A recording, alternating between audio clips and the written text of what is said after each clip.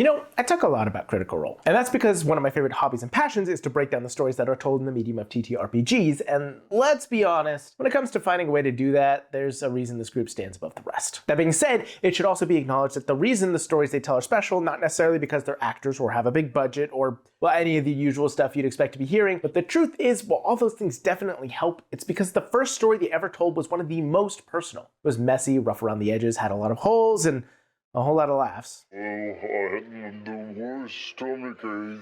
Oh, I don't know, I ate that meatball from Scanlan and then I fucking died.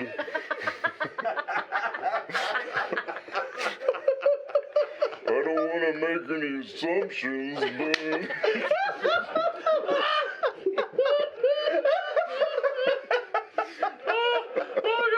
Did you kill my bear? Did you kill him? Why would you do that?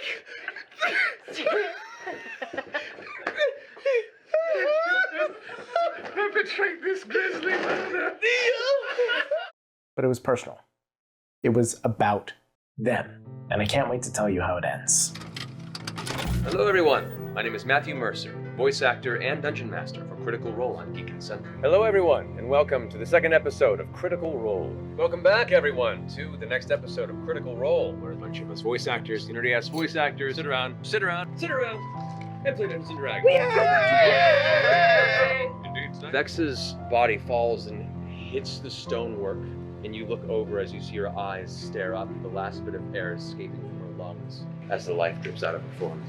No! Fix him! Fix him! We fought Goliaths for grog. We've traveled across planes of existence so you could fix your fucking daddy issues. But you've never done anything for me. Edna's gonna attempt a counterspell. 7th level counterspell against you.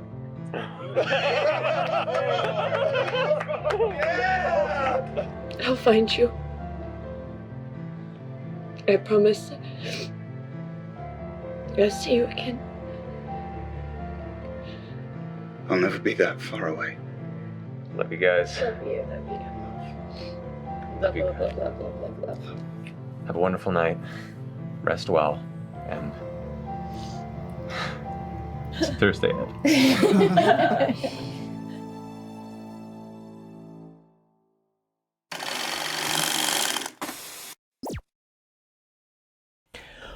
But before I do any of that, we are venturing into spoiler territory. So without further ado, cue the spoiler warning.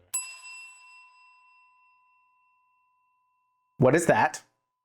The spoiler warning. What do you mean that's the spoiler warning? This is like 2 words in a tiny little sound. I need it to be more. Where's the lights? Where's the music? Where's the dancing squirrel? Do you understand what could happen to me if I don't have an unnecessarily obnoxious spoiler warning?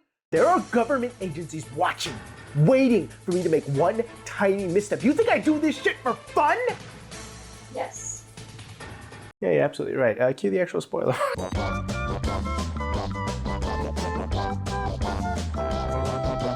Anyways, there have been a lot of one-shots on Critical Role's channel, but there's one of them that I truly believe stands above the rest. While most of the one-shots are just fun little contained stories, they don't tend to have the same impact as the rest of the larger campaigns because, well, they don't have that much time to actually get you invested.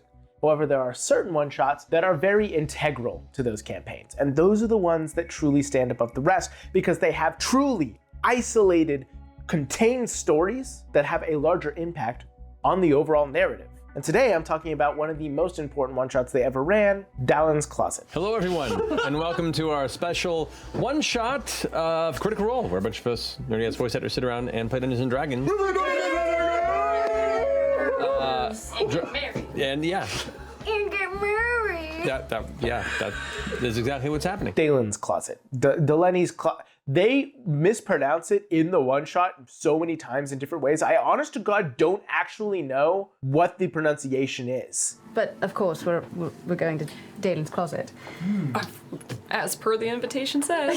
I'm sure somebody in the comments is going to correct me. Regardless, this one-shot is one that is very special. Not just because of what happens in the one-shot, which of course we're gonna get to, but because the context surrounding it is very important. It wouldn't have happened without the fans. See, during the Kickstarter for the Legend of Vox Machina animated show, one of the stretch goals was to have this one-shot. A one-shot that told the story of Percy and Vex's wedding. And it happened because the fans were so passionate about the story in the first place. Because they cared so much and had invested so much into this, we now got to have another conclusion to it. And I personally believe that this is the conclusion to the Legend of Vox Machina story. I understand that they show up, or at least some of the characters show up in Campaign 3. I have not watched all the way through Campaign 3, so I don't really know what happens with that. However, I choose to believe that this is the end, at least for me, because it is so final, so heartfelt, and most importantly, really encompasses the narrative that they were telling in the first place, and the heart of what that narrative was. And so, I cannot wait to tell you about it today. So let's talk about it. So, like I said,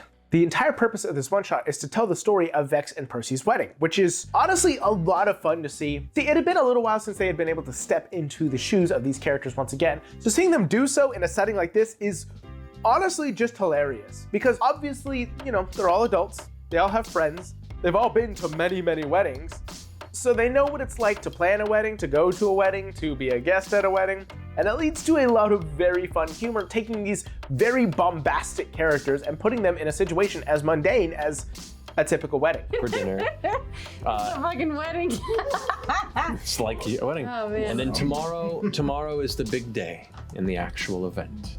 So. Wow, it's so nice that they let you check in the day before at this venue.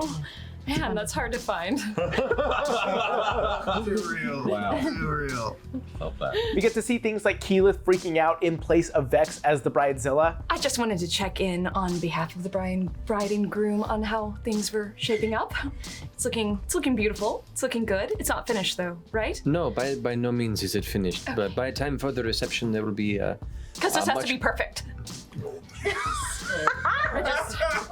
Sorry. Trust. This is one of. Are there it will snowdrops? Do you have the snowdrops? Was that requested? Goes to the papers. Here, let me just, and I just start Druid crafting snowdrops. Like dollar bills. Like, Like a slot machine. here you go. These are important. All right. Well, And you have the cake snowdrops coming? marked. Cake is coming from the Slayer's Cake, from the Marquette branch.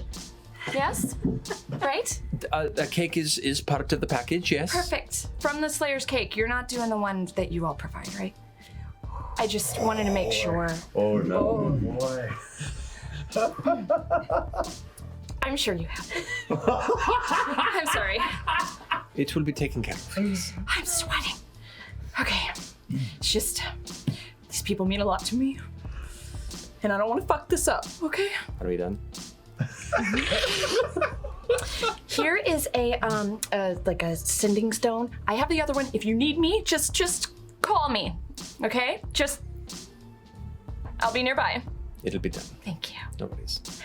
Pasen passes it off to somebody. Who's? My assistant.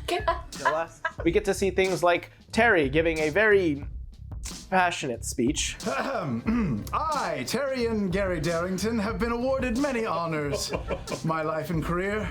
The honor of serving as a full member of the mighty Vox Machina. The honor of leading the even mightier Darrington Brigade.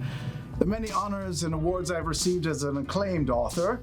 Side note, my suitcase is full of copies of my latest book, Blonde on Blonde, an authorized biography of a legend. If you want a signed copy, see me later. And Keyleth giving a very equally passionate speech.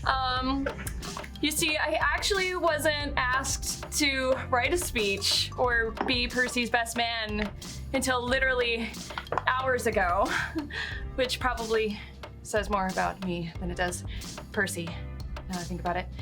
But you know, kind of miss your impulsive side. You know, back when you had like a smoke monster in you and you were attached to that, and which isn't a oh, this is so stereotypical. And also Pike and Grog getting drunk, because, you know, we always want to see Pike and Grog getting drunk. Over to the side, like pouring just a little bit in each glass. Would you like me to fill your glass as well? Yeah, but do it the right way. Here, this Yeah. Pike's cup first. Well, this is the top, and so you have to pour it to that. Yeah. Keep pouring, keep Get pouring. a little bit, yeah, keep going. On the top, on the top. Yeah, drink it. Yeah, that's a good number. While that happens, we also get to be introduced to Liam's new character for this one shot, who, I'm gonna be super honest, isn't that important. Like, no offense to him, he's decent in the fight that ends up happening, but he's just kind of there. We do get some fun jokes with him being a fanboy of Vox Machina, however. That you can sing like a devil. Is that the case? I have been known to make some music in my days. Yes, that's true. I have been looking forward to. I mean, this is a wedding. I assume you're singing. Is that the case? I would assume so. I mean, it's pretty. Everyone's gonna be singing. He very not Sally goes. Yes. Cool. Don't worry though.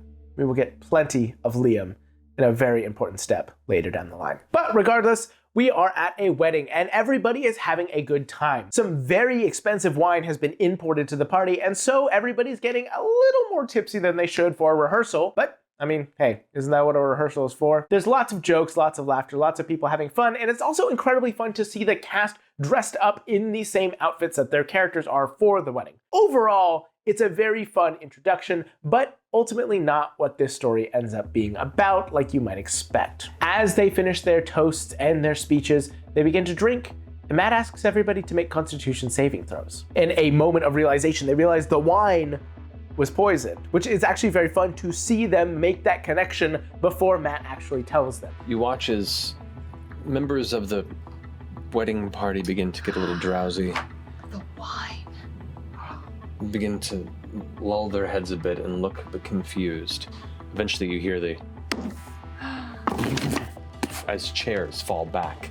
Whole stools stumble back into sand, stabilized at 0 hit points. Oh, shit. That is all of you except for Grog and Dirt. Most people end up passing out, hitting 0 hit points immediately, save for a few like Liam's character Derek and Grog. Now with only a few people still awake, a massive shadowy fog begins to flow in, covering the entire venue in a dark shroud. Strange shade-like beings begin darting through and forth, attacking those who are still awake, leading to a fight where most of the time is spent trying to bring up the other party members. However, at one point, when they try to rush over to Vex and Percy to make sure that they are up, they find that the bride and groom are missing.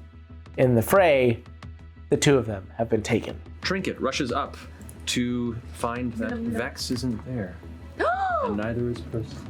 What? They've stolen the bride and groom.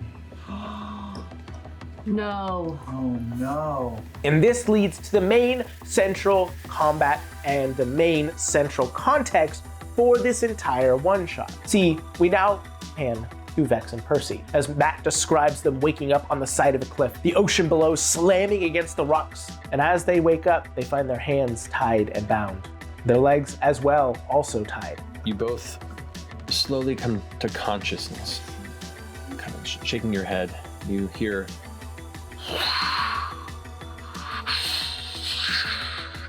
the crashing of waves. Are hands free? They are not. Your hands are bound behind your back and bound to your ankles. There are shackles on your wrists and your ankles, and you are held there. It's supposed to be the wedding night. They look around confused and see out of the shadow a large masculine shape appear, that of Silas Briarwood. Silas! Delilah! Would you look at that, dear? It's the pup who survived. Now, anybody who has seen most of the beginning of the Vox Machina campaign, or has seen the season of The Legend of Vox Machina animated, where Silas Briarwood appears, you know who he is. A vampire lord who has been bested by Vox Machina twice and lost what is most important to him multiple times because of their actions. He lost his one true love, Delilah, and now as he looks at these two, we realize why he has appeared. The two of them wanted to celebrate their love, something that they had taken from him. And so it was time for his revenge. Long have I waited. Learning. Reading. Listening. Suffering. By the grace of ancient shadows stirred, By a love unending, my soul was scattered beyond life and brought back twice now. You do not, cannot understand what true, timeless love is. You could never discover the joy that you've robbed of us. For this timeless torture you've banished my soul to, I bring judgment to you both. He would not allow them to display their love like this while he had had it taken from him so viciously. And honestly, this is a very cold moment because Vex and Percy try to engage in conversation, try to convince him to talk to them, to buy time. However, To be fair, she kind of deserved it. I mean, to us, she was terrible. She starts dragging you both towards the cliff edge. Your knees are dragging across the rock and dirt. Honestly, Silas, is this your plan? Is this what you're planning to do with us? Just toss us off a cliff? I used to fear you. Know that when I die, you will bore me.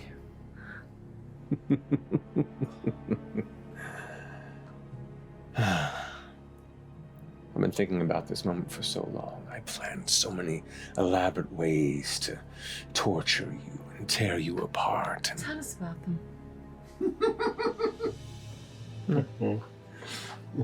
I've come to enjoy the simplicity of things. And throws you both from the cliff. Oh God. and the rest of the party is not going to show up on time because of the fog. That massive fog that covered everything allowed them to not be able to see. And because of this, the only way they could get through was Keyleth taking time to cast a change weather spell, which takes time. There is a large casting time available for that. And because of this, they're going to be too late. And so Vex and Percy try to buy time, but Silas is done with theatrics. He's done with dramatics. He just wants them to die. And so as they attempt to try anything to get him to stop, to wait, to try and boast, to try and monologue, he simply grabs the chains around their ankles and wrists, drags them to the edge of the cliff, and throws them into the ocean and drowns them. You both impact the water. The ocean is now around you. The cold water completely engulfs both of you.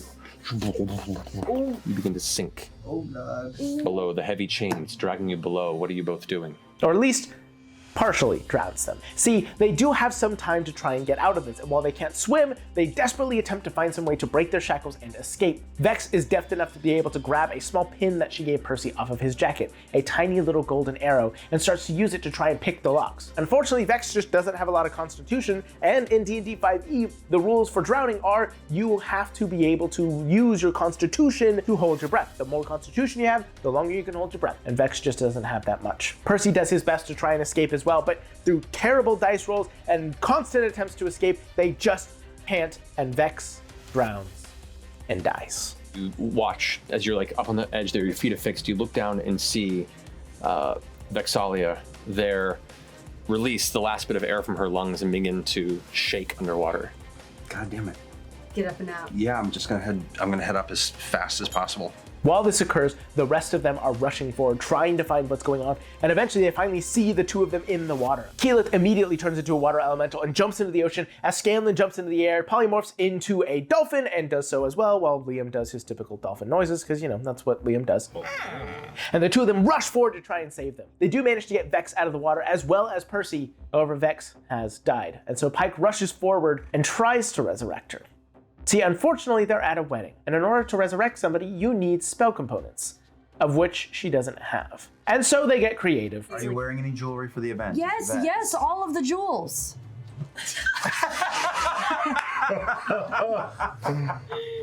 I've got some earrings on. Pump those fucking earrings into her body. Do it now. Shove it. Shove those on her ass. I think that's how it works. Taking the earrings off of Vex and honestly masterfully convincing Matt that they are very expensive earrings and that Vex would be totally bougie and try and get the most expensive earrings possible, they use those as the diamonds and managed to resurrect her at the very last second. Meanwhile, while everybody else dove off the cliff and tried to go help them, Grog was the only one who stayed up above, which ends up being a very dangerous choice. Because as he rushes forward, he's the only one there to face against Silas. And Silas is not alone. He has brought 4 other vampire spawners, meaning that Grog is fighting 5 vampires, all by himself. Are you Silas? The four other figures kind of begin to move rapidly in a flanking position as he walks towards you. That tracks. Confidently. Crit crack. Fortunately, he is level 20 and a barbarian, so honestly, he holds up pretty dang well considering the circumstances, and this leads into a long, drawn-out battle where, truthfully, Silas does not really have much of a chance of surviving. This was not a combat encounter he was supposed to win, and he didn't intend on winning it. He intended on drowning them and leaving, but now, well... You brought me under 200 hit points. Wow. Not much of a chance. And so all he could do is attempt to survive and attempt to escape. As they're rushing after them, Pike ends up casting the Daylight spell, and Vex as well also activates one of her magic items, glowing like a bright star, preventing the vampires from being able to benefit off of any of their vampiric abilities, which allows them to survive. This leads to them all attempting to run away, and while all the spawns die, Lord Silas is much faster, and he is escaping. In order to prevent him from getting too far, Vex needs to be able to shoot him, but she doesn't have a bow. Fortunately, Ashley has an idea. My turn? Yeah, what are you gonna do? Hold my holy symbol, and I am going to create a spiritual weapon. Okay, what kind of weapon you want to make? I want it to look like Fenthras, but gold, all gold. And I Okay. want to make a bow for Vex. I'll allow it. Which is honestly just a really cool way of using that spell. It's not so game breaking because, I mean, ordinarily you get a huge action economy boost by casting spiritual weapon because now you have a bonus action you can use to attack. But instead, using it to create a weapon for somebody else really doesn't break the action economy and is a great move because now Vex has a bow which he can shoot Lord Silas with, and it deals radiant damage, which is exactly what he's trying to avoid. And so through a long drawn out battle, they finally manage to shoot him down. Vex moving through the air, coming after him, and blasting him through with radiant arrows, ending him once and for all. 30 points of radiant damage. Right. Wonderfully poetic. How do you want to do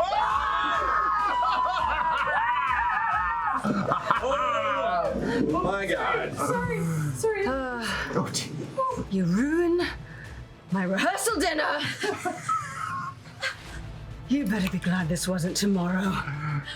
As I'm saying it, I'm gonna put him in radiant blast as I shoot him. So as you fire him, each blow, he falls to the ground and you see his body begin to turn into mist. And right as he falls on his back and begins to turn into mist, the outer range of the Pelor's blessing on you, the Dawnfather's radiant, and you watch him scream as his body just flakes into 100 pieces of gray ash before it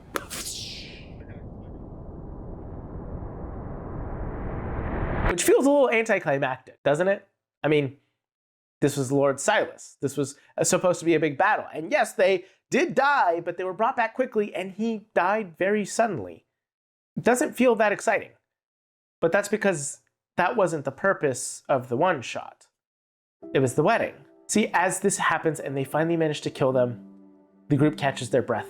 They look around, they try and figure out what they're going to do, and up above, they see everybody. At this point, you can now see a large group of people rushing up towards the cliffside, the beacon of sunlight drawing their attention to where this is happening. And you watch as Allura, Kima, Gilmore, Terry, Dodie, every member of the dinner that was present, arriving in various states of toxicity, battered, bruised, but whatever makeshift weapons in hand they could find, ready to come up here and join a fray that you guys had already finished. Every single person that they had invited to the wedding, that they had made friends with over the course of the campaign, all of them with makeshift weapons that they had gotten from the random furniture they had broken, all coming to try and save them.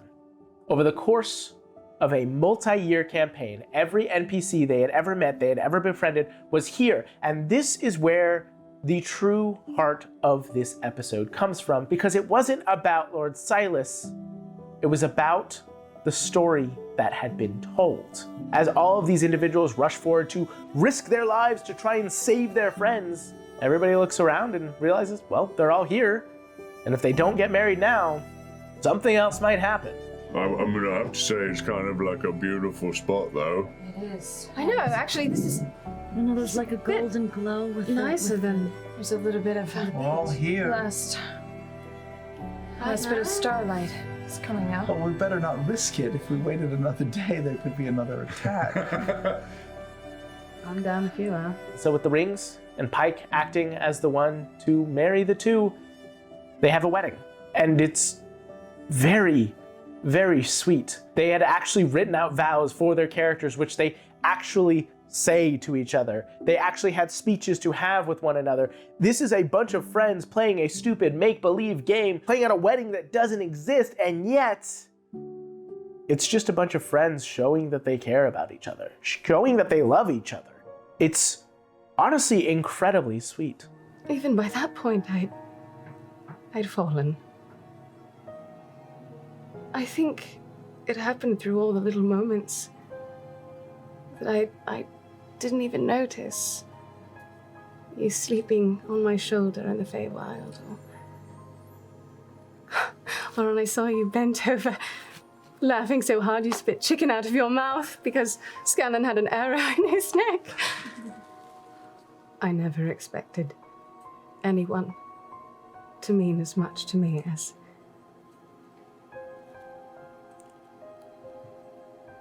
Vaxildon. To be as important to me, to feel like another half. There was a hole in my heart. And I truly believe the only reason I didn't perish from it is because you were holding my heart so tightly. I thank the gods I gave it to you. It is yours, forever and always. I love you, dear. I'm so glad we're together. But that, of course, for those of you who have seen this, is not where the true heartbreaker of this entire thing comes from. Instead, it comes from, once again, Sam, playing as Scanlan, with another wish. Pike, before you do this, may I just offer one more word? Yes, of course. And so he looks at them and says, I didn't get you a gift, because frankly, there's nothing expensive enough that you would have been okay with. So instead, I offer you a wish. A wish that you may see your dead brother on your wedding day. And, you know, I threw the one thing that you loved away in the acid pit, so instead I wanted to give you as a gift just a wish. A wish that your brother would be able to speak to you for just a moment or two on your wedding day. And casting wish, he summons back the undead version of Vax, who is off with the Raven Queen, becoming her true champion, somebody they were never supposed to see again. As the visage of the Raven Queen appears and opens her coat, out steps Vax. A cold breeze comes drifting over the cliff face, passes by each of you, and you glance in the direction of the cliffside, and you see this dark silhouette, billowing mane of black hair and feathers, and a single white mask. From under the cloak, as it opens, you see a familiar set of black leather armor, feathered mantle, and black hair as Vaxildon, the eternal champion and companion to the Raven Queen, steps for the first time in over a year, briefly, on this mortal plane. Slowly he approaches, and as Scanlan's final wish, he gives everybody the chance to truly say goodbye to their friend. Thank you. Live. You watch the feathers scatter, and you look back to the cliff, and the figure, the image of the Raven Queen is no more. Perfection, Scanlan. That was a perfection.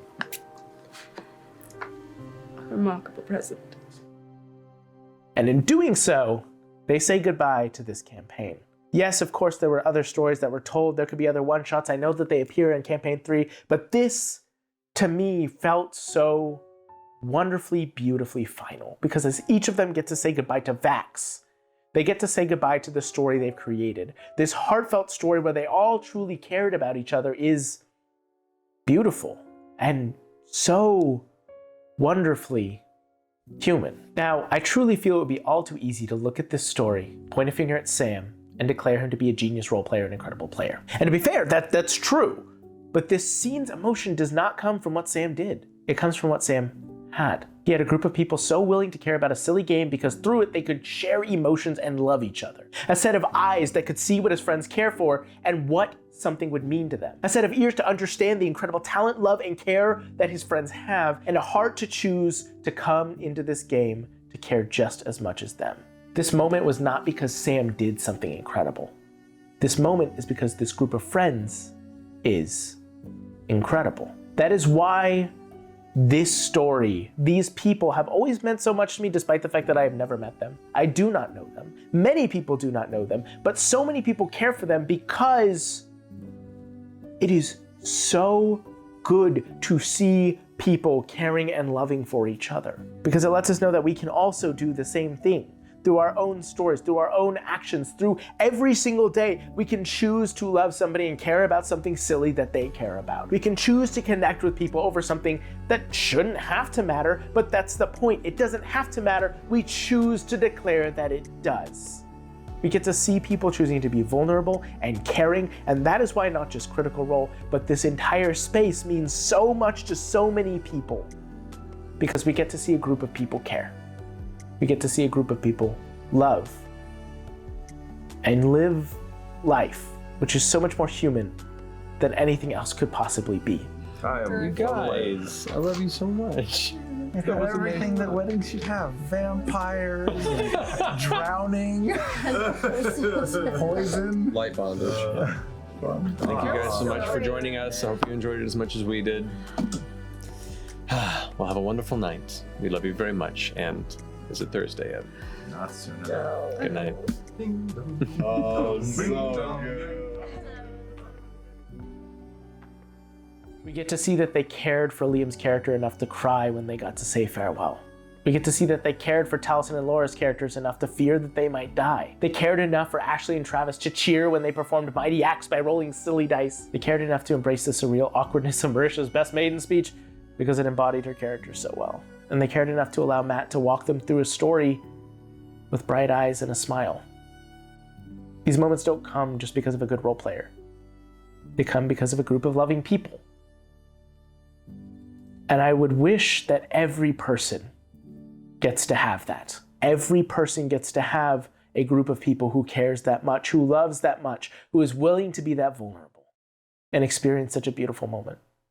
Especially since this was Scanlan's final wish. Remarkable present.